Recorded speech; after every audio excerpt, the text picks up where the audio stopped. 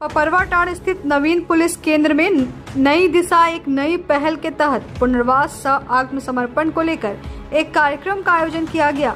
कार्यक्रम के दौरान बोकारो सीआरपीएफ डीआईजी अमित कुमार सिंह, गिरिडीह उपायुक्त रामनिवास यादव, गिरिडीह एसपी डॉक्टर विमल कुमार के समक्ष भाकपा माओवादी के एरिया कमेटी सदस्य शिवलाल हेम्ब्रम उर्फ शिवा एवं दस्ता सदस्य सरिता हांसदा उर्फ उर्मिला ने आत्मसमर्पण किया।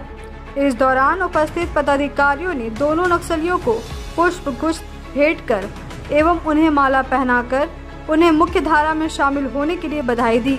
मौके पर डीआईजी अमित कुमार सिंह और गिरिडीह एसपी डॉक्टर विमल कुमार ने कहा कि दोनों नक्सली पति पत्नी हैं और 1 करोड़ के इनामी प्रयाग मांझी उर्फ विवेक के दस्ते में सक्रिय सदस्य के रूप में काम कर चुके हैं। इन दोनों नक्सलियों के हाथ में फिलहाल पारसनाथ जोन का कमान भी था। पिछले कई दिनों से दोनों नक्सली पुलिस के संपर्क में थे और आत्मसमर्पण करने की बात कही थी। इसके बाद अलग अलग सुरक्षा एजेंसियों, इंटेलिजेंस ब्यूरो, स्पेशल ब्रांच समेत अन्य सुरक्षा एजेंसियों के संपर्क में आए और फिर आज दोनों मुख्यधारा में वापस लौटे हैं। मौके पर उपायुक्त रामनिवास यादव ने कहा कि पुनर्वास सह आत्मसमर्पण कार्यक्रम के तहत कई लाभ नक्सलियों को झारखंड सरकार के द्वारा दिए जा रहे हैं। उनके द्वारा इस मामले को लेकर लगातार बैठक भी की जा रही है ताकि इसका ज्यादा से ज्यादा लाभ आत्मसमर्पण किए गए नक्सलियों को दिला सके।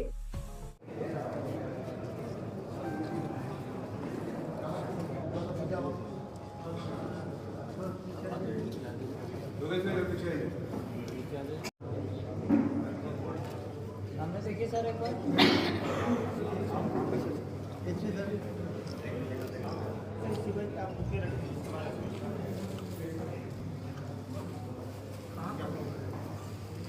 बहुत से दिनों में हम ये पाते हैं कि आज नक्सलवाद समाप्ति की ओर है और बहुत से लोग अब मुख्य धारा में जुड़ने का प्रयास कर रहे हैं। इसी कड़ी में हमारे दोस्त मवेश ने यहाँ पर आप समर्पण किया है जिनको भी पुनर्वास पॉलिसी के तहत सभी को कुछ सुविधाएं प्रदान की जाएंगी। की जो नीति है उसके तहत आज 2 लोगों ने सरेंडर किया। मेरा तो जितने भी झारखंड में अभी भी जो बचे कुचे माओइस्ट और इस चीज को अपने आइडियोलॉजी मानते हैं, मेरा उनसे अनुरोध है कि वो भी इसी प्रकार से अपने को मुख्य धारा से जोड़े और इतनी अच्छी पुनर्वास की जो सरकार ने नीति बनाई है उसका और अपने परिवार के साथ उसका लाभ उठाए। उनको अभी तक जो चीजें नहीं मिल पाई और ये बात अच्छी तरीके से उनको समझ में आ गया होगा कि बंदूक के नोक पे कुछ भी चीज बदला नहीं जा सकता। इसको बदलने के लिए आपको हमेशा एक दूसरे से वाद व्यवहार अपना विचार रखना चाहिए और हमारा तो लोकतांत्रिक देश है, यहाँ पर सबको अपनी बात कहने का अधिकार है। मुझे नहीं लगता कि बंदूक से कभी जिंदगी में कुछ भी हासिल होगा। तो मेरा अनुरोध उनसे है कि मुख्य धारा में आए और इस इतनी अच्छी पुनर्वास नीति का फायदा उठाए। Thank you. बताते हुए हर्ष हो रहा है कि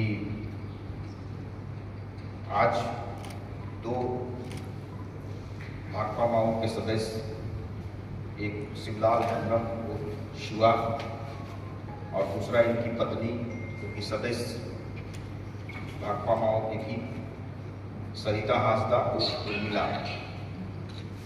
ये बुकरा थाना क्षेत्र की रहने वाली और शिवा मधुबन थाना क्षेत्र का। इन दोनों का ये इतिहास रहा है कि 2017 से ये नक्सल दस्ता में एक्टिव थे और 2024 में इन लोगों की शादी भी हुई थी नक्सली संगठन में रहते हुए। और इस बीच ये कृष्णा हांसदा के साथ भी रहे, नूरचंद महतो के साथ भी रहे, रामजान महतो जो पिछले वर्ष 10 लाख के इनामी नक्सली इन्होंने सरेंडर किया था और उनके साथ भी ये काम किए और उन्होंने इनको काफ़ी सारा लैपटॉप सिखाना और कई सारी गतिविधियों को संचालित करने में इन लोगों की अहम भूमिका थी। और जब इन लोगों को लगा कि झारखंड सरकार की आत्मसमर्पण नीति के तहत इनको जुड़ना चाहिए मुख्य धारा में, और इसी के तहत ये गिरिडीह पुलिस के संपर्क में ये लोग आए और ये भी आपको बताते हुए हर्ष हो रहा है कि ये लोग हम लोगों से किसी न किसी रूप में जुड़े और फाइनली ये लोग आज आत्मसमर्पण कर रहे हैं और इनकी सूचना पर भी हम लोगों ने कार्रवाई किया है, जिसमें हम लोग को उल्लेखनीय सफलता भी मिली है। इन दोनों के विरुद्ध में विशेष रूप से शिवलाल हेम्ब्रम के विरुद्ध में 11 कांड दर्ज रहे हैं अभी तक और उर्मिला के विरुद्ध 4 कांड दर्ज हैं। तो इन लोगों ने बहुत ही अच्छे तरीके से ये आत्मसमर्पण करने का इन लोगों ने जो पहल किया है ये स्वागत योग्य है और हम ऐसे बचे कुछ जितने भी भाकपा माओ के सदस्य हैं उन सभी लोगों से ये कहना चाहता हूँ, उन्हें ये बताना चाहता हूँ कि आप भी आइए और मुख्यधारा में जुड़िए।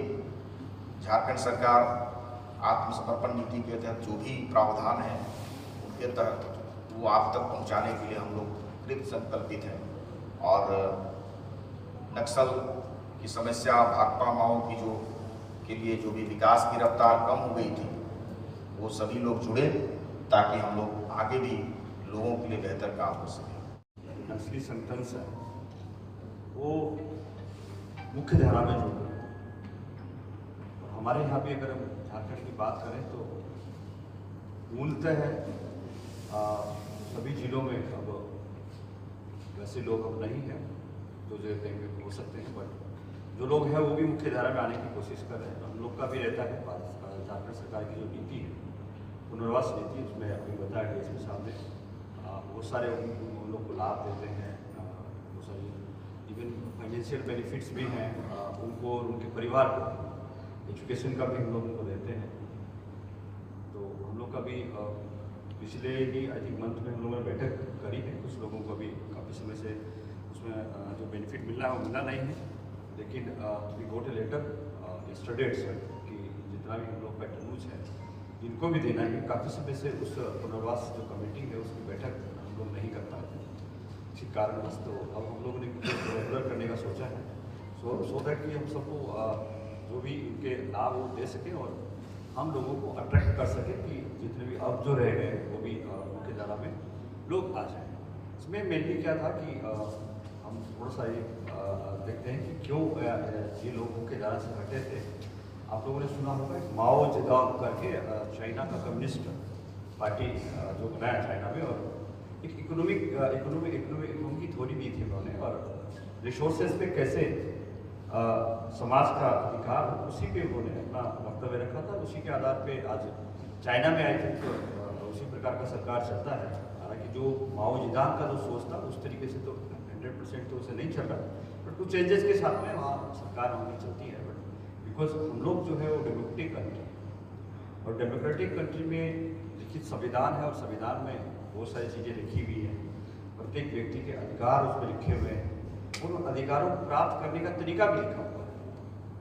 नक्सल सोच में और कुछ अंतर नहीं है। इन लोगों का था कि भाई बलपूर्वक हम अपने अधिकार को लेंगे तय और समाज में समतापूर्वक समाज में बलपूर्वक बनाएंगे, इतना सा एक सोच का अंतर था। तो उन लोगों को अब समझ में आने लगा है कि हम लोग का देश जो है लोकतांत्रिक देश है और मतलब विश्व का सबसे बड़ा लोकतंत्र। और वो भी मैं कल भी बोल रहा था, गांधी जी पे हम कुछ चर्चा कल हम कर रहे थे तो उसमें हम बोले थे कि ये देश जो है इस तरीके से स्थिर है। आसपास के अगर आप डेमोक्रेसी को देखते हैं तो सारे के सारे कहीं ना कहीं रास्ते में आके कहीं ना कहीं अस्थिर हो गए, बट भारत एक ऐसा देश है जो आज तक स्थिर है और इस प्रकार चलता रहा। अगर इसी लोकतंत्र के मूल्यों के साथ चलता रहा तो हमेशा स्थिर रहेगा।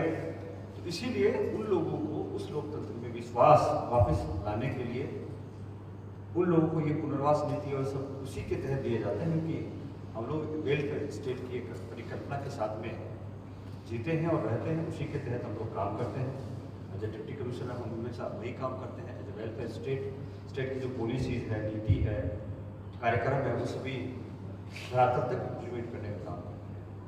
कहीं कहीं चूक हो जाती है और जब ऐसी चूक होती है तभी कुछ लोग जो है समाज में जो अलग हटके सोच रखना शुरू कर देते हैं और यही चीज़ें जो अब अपने घर, ऑफिस व दुकान को और भी आकर्षक बनाएं मयंक एल्युमिनियम एंड ग्लास के साथ। ब्लॉक रोड सीहोड़ी मंगल मूर्ति विवाह भवन के समीप खुल गया है मयंक एल्युमिनियम एंड ग्लास।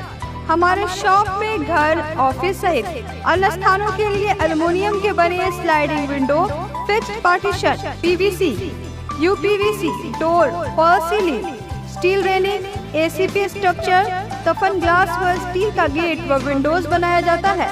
तो एक बार आपकी अपनी दुकान मयंक एल्युमिनियम में अवश्य पधारें। तो हमारा पता याद रखें, कॉलेज रोड, सीहोड़ी, गिरिडीह।